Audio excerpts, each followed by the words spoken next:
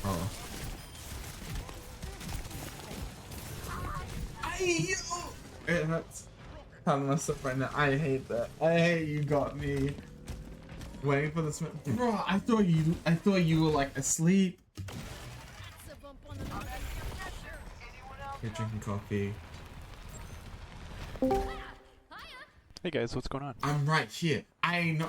Bro. Now you just. Now you just like. Wouldn't it be funny if you just did it straight after as well?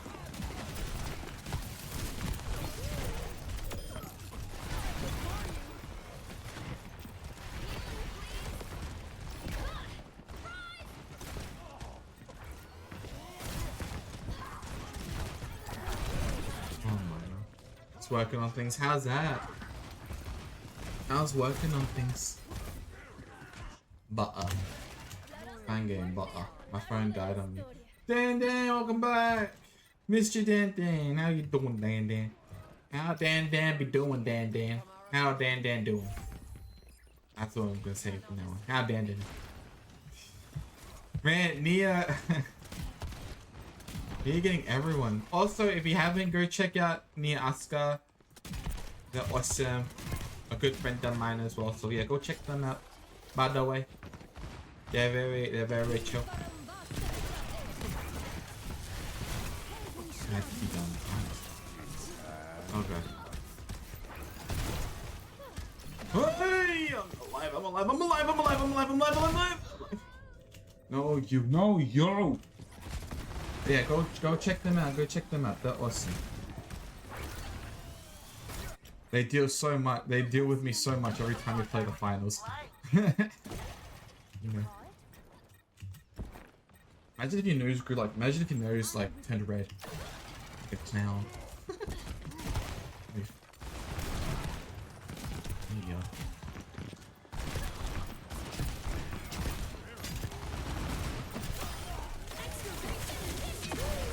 Oh my god.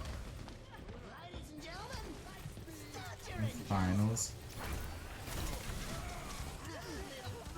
Nah, you deal with me in the finals. But the sweats, bro. The sweats, bro. Though the sweats always, man. Always when we play. So like the game's like as soon as you win one, we'll bring in the sweats. They're like, oh. The game be like, oh, they're too powerful. Let's bring in all the most competitive people in. And let's let every one of them like teabag heavy.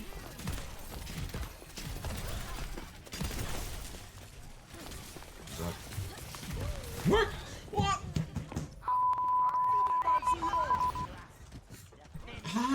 Did they nerf? They do. I don't know why. What did I do? What do I do? What do I do, bro? Oh, my fault they caught me.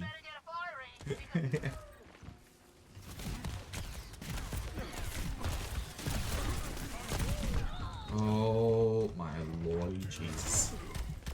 Where are them healers at, bro? That's a 60.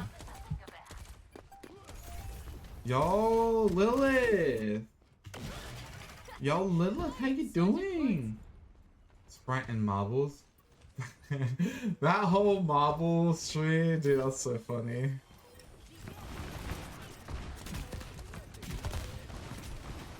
What are you doing? You just woke up? Did you have a good sleep?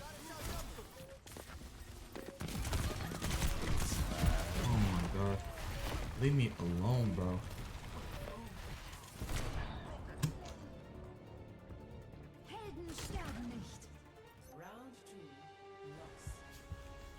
Leave me alone, bro. How you doing, Lilith? How was your sleep? Score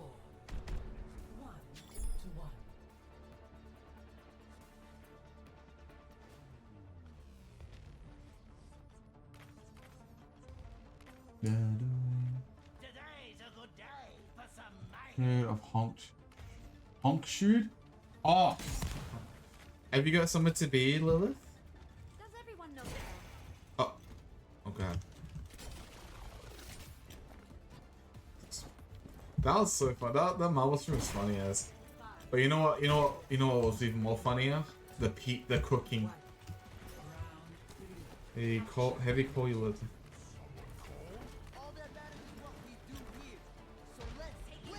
I call Lily Lily and Lilith Lilith.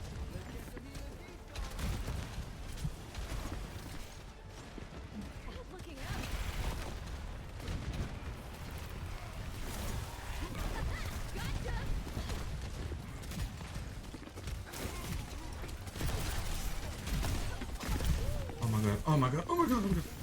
Brother, leave me. I mean, to come whatever you want. Oh. I was gonna say it. Let's try that one more time. And is it confusing? You know what's even worse is that both of you are purple in for me.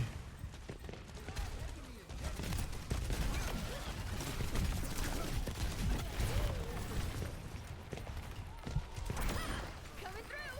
I need healing.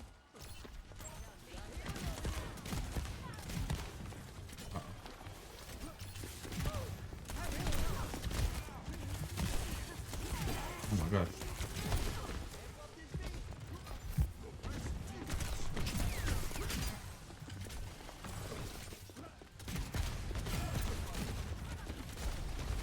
It's bank holiday. Hey yo. Oh, Ivni.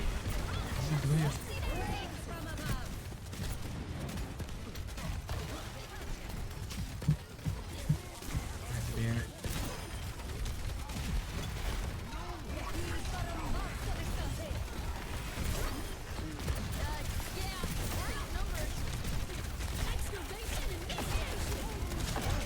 Oh, the heal's non-existent for me. Wait, what? Did I miss anything? Did I miss any chats, by the way? They love teabagging me. They do. I don't know why. I don't know why. I don't know why. What did I don't even do nothing to them, though. That's the thing. Ooh, man, I might snipe them, like, all the time.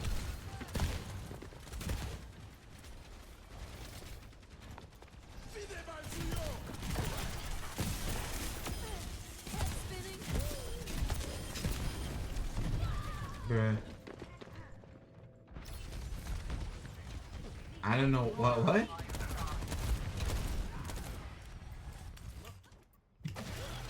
Sleep is good. I won't either. Eh? What?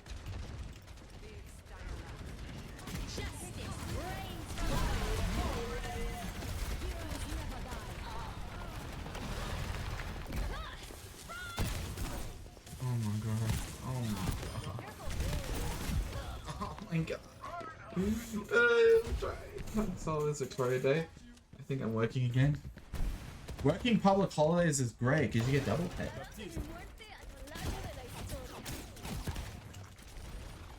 You are completely healed.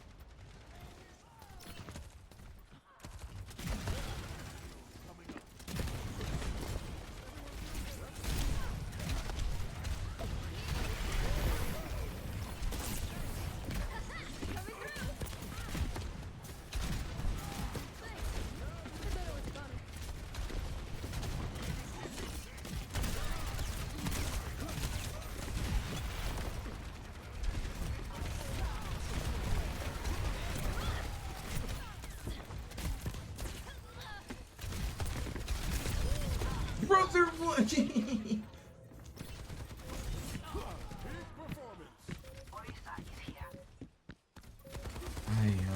think we're ending on a loss, guys. Bro, it's good.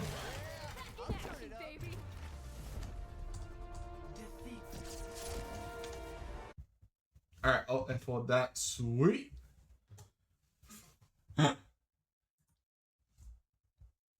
Lily, you made the right choice with uninstalling Overwatch. That game is like backseating.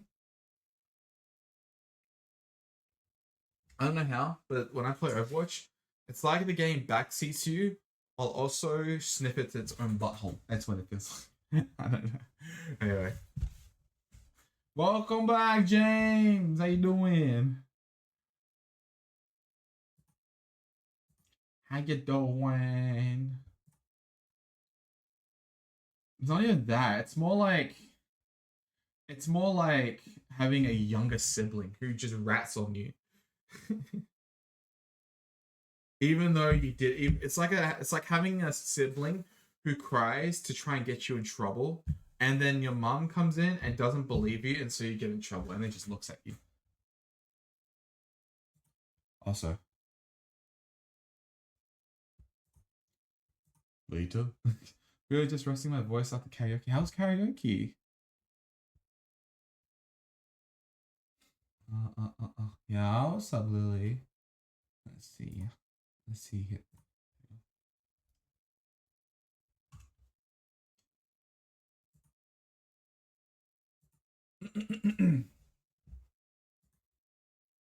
I'm like looking at this quiz. I'm looking at this quiz right now. I'm looking at it and I'm like, don't want to take it. Exactly. And they'd be like, wait, anak, why you take your cookie? Why you take your cookie? But anyway, next stream, by the way. Next stream, let me see. When is next stream? They'd be like, why you take your sister's cookies? What is it? So the next stream is gonna be Final Fantasy, which is gonna be happening on Friday, by the way.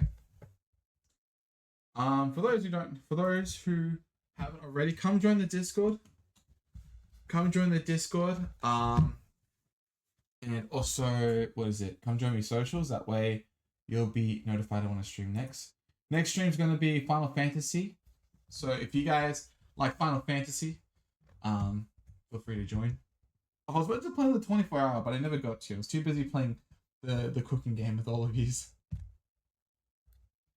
But what else? Oh yeah, movie night.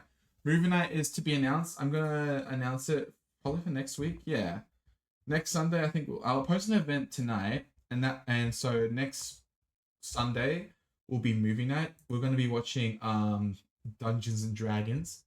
The one, yeah. So, because I've been liking Baldur's Gate, so I want to watch that. Yeah, I'll post an event. Yeah. So come join the Discord. Come join. What else is there? Is there any other things? No. Other than that, we are very close to our next milestone, well, not very close, but we're getting close to our next milestone, by the way. We're getting there. Oh, dude, Keishin's already on that raid message. Look at you go. How awkward would it be if I didn't choose to raid anyone? I'm joking. Let's see. Who's online? I really need to go to the bathroom real quick. I need to go to the bathroom, but I have to do it after. Alright. Let's see. Who is on?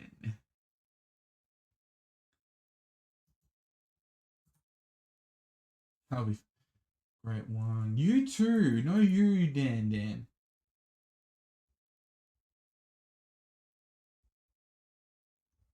Let's see. Let me check out some people who I can raid tonight.